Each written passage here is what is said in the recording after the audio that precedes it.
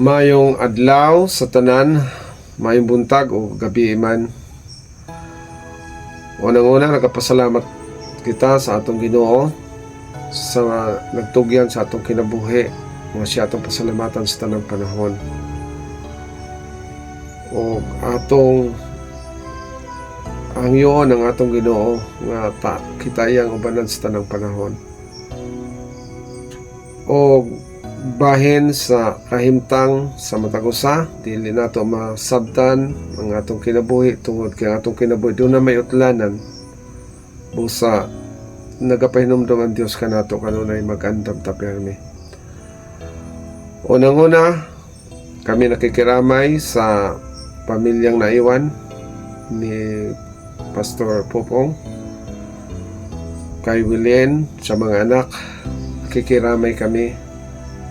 Masubuta sa inyong kagulanan, makiramay mi, magolta tungod kay pansamantala din nato siya makita, pero malipay ta tungod kay ipaulay siya na sa Ginoo.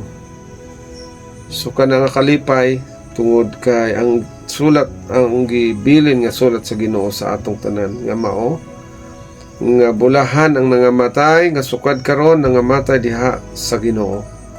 Oo, nagaingon ang Espiritu aron managpahulay sila gikan sa ilang mga buhat, kay ang ilang mga buhat maganunot uban kanila.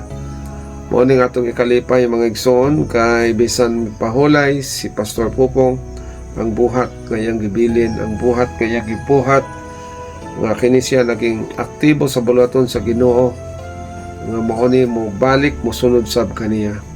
So pasalamatan nato ang atong Dios dahil doon na tayo Pastor Popong na usa ka aktibong pastor nga bisan asa siya dalon, bisan asa siya ipadala way kahadlok na siya kasakainiton sa pangalagad, kainiton sa pagdala sa ebanghelyo.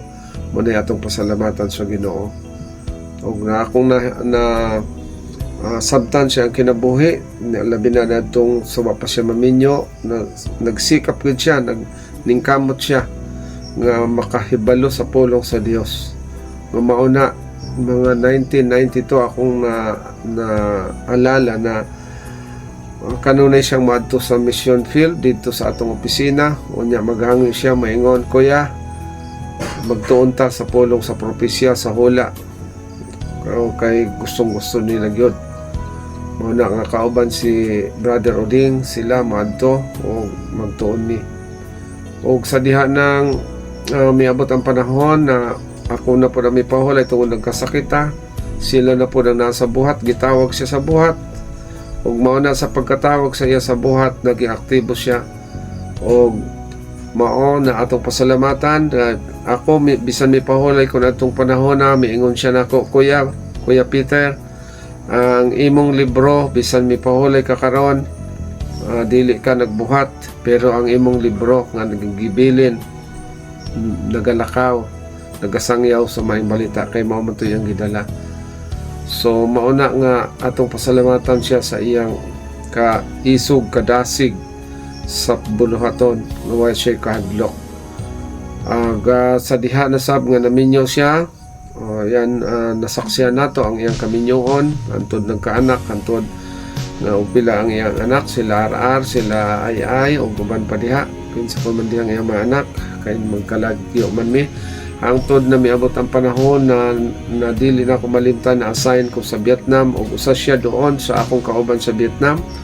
Ug sa dito mi sa Vietnam, nakita na ko kung unsa gyud ka madasigon siya sa pagbuhat sa Ginoo. Nga muna nga naningkamot mi dito nga makakaplag og mga amigo, unya iya kong tagag-instruction nga ingon ani ang atong himuon. Ug mauna ug sa di na ko makalimtan, maingon siya nga kani balik-balikan ni man ni.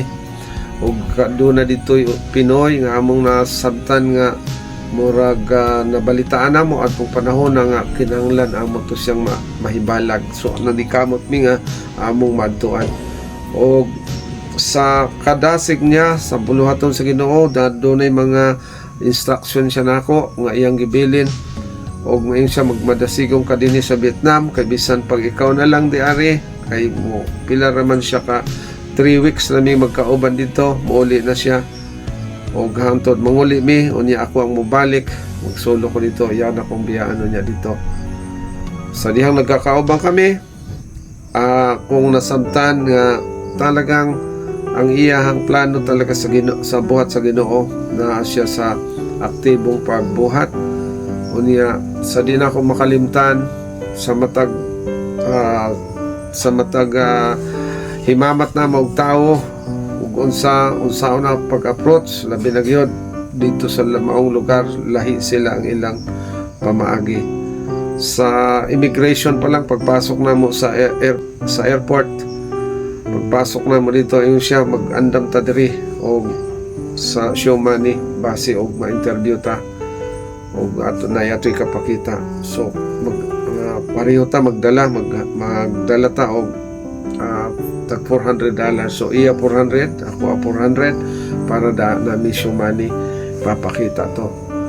Sa dito na pod mi sa Vietnam, hindi na ako makalimutan sa dihan ng mga unami, moingon dahil siya, kuya, o sige, bahina na diha ang ato ang kaniang katong mga buto sa kasoy, kanang liso sa kasoy, ang amo ng bahinon.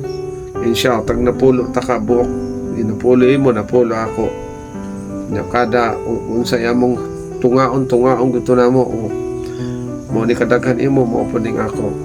So di na ako malimtan nga tama ang iya gyud nga pagbahin-bahin.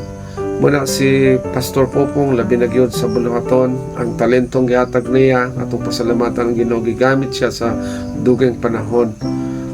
Malungkot lang ta tungod kay mupahulay siya sa panandalian hangtod sa pagbalik sa Ginoo. Ato ra siyang makita. So di lang ta kay mag-uol kay makita ra nato siya.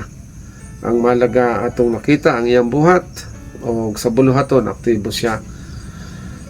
Ang talentong ihatag kaniya sa Ginoo, doble-doble nga talento iyang gigamit o gibuhat siya uban sa pagmamahal, sa pagpadayon sa buhat. O kitang nabilin dahil lang tagkagool, usa ka kawalan sa atoa nga nawalan tag usa. Pero panalangin nato nga dublyon pa ang panalangin sa Ginoo. Bisan nawalan tag usa, basig pulihan na puglain, unya ang buhat magapadayon.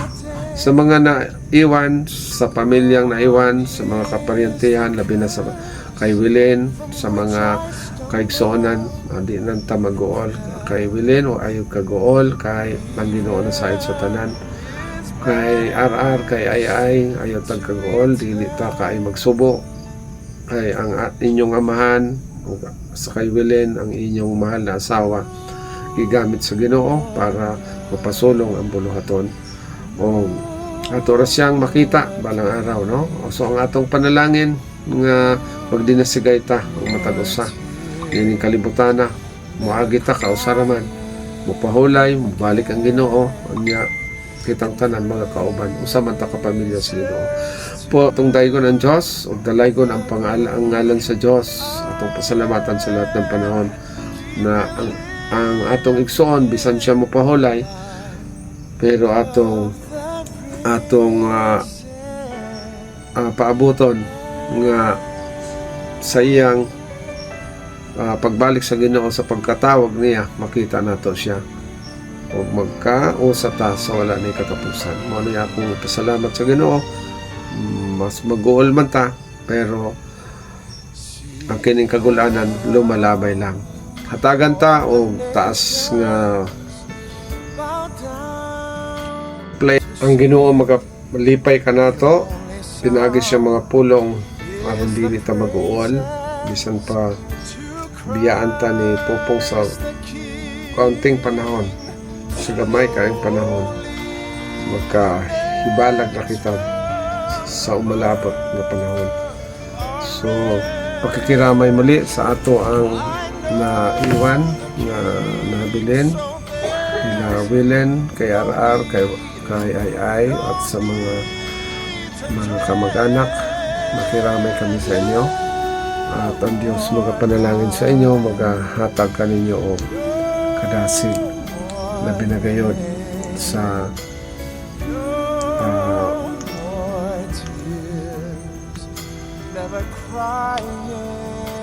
Mula man kini ang akong hamubo nga karanasan or kasinatian sa dihang kauban namo si Pastor Popong tungod magkalagyo man ang among lugar sa Mindanao siya niya man sa Luzon.